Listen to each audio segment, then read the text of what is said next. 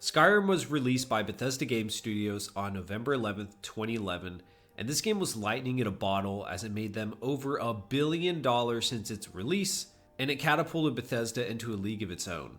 So in this video, I wanted to go over why Skyrim is absolutely worth playing in 2024, and why its player base is still going strong after all these years later. So if you end up liking this video, please leave a comment and subscribe. You'll be guaranteed 3 videos a week, so stay tuned for what's next. So we all know how Bethesda games typically operate. You get into a character that you make, and then you're thrust into a gigantic open world with plenty of side quests to complete and places to see.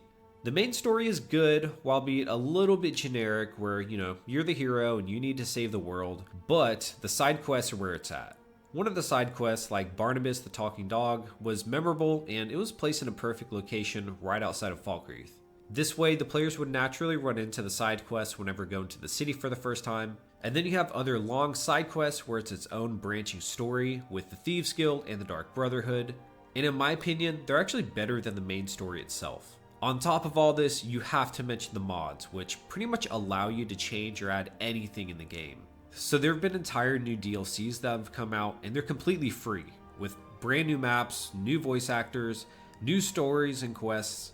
And this is what takes Skyrim to another level, since they have basically unlimited gameplay options, and they've made it very easy with the Creation Club being in the game itself. But in my opinion, Nexus Mods is still where it's at. After all these years later, they're still working on Sky Oblivion, which is literally taking the entire Oblivion game and remaking it in Skyrim. We'll see if that ever gets released, but the fact that modders are putting that much time into it speaks for itself. So like everybody knows with Bethesda titles, the exploration is what keeps players coming back to their games and what makes them feel truly unique. Bethesda has been long criticized for not having enough NPCs in their cities, and just for the cities not being big enough in general. But I'll be completely honest, you don't really notice it here, and it all feels appropriately sized and filled with enough NPCs.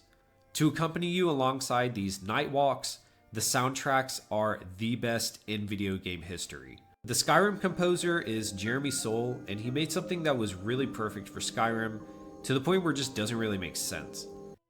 When you're walking around Whiterun and the streets of Whiterun comes on, you can just sit on a bench and watch the NPCs roam, and it's like a magical experience.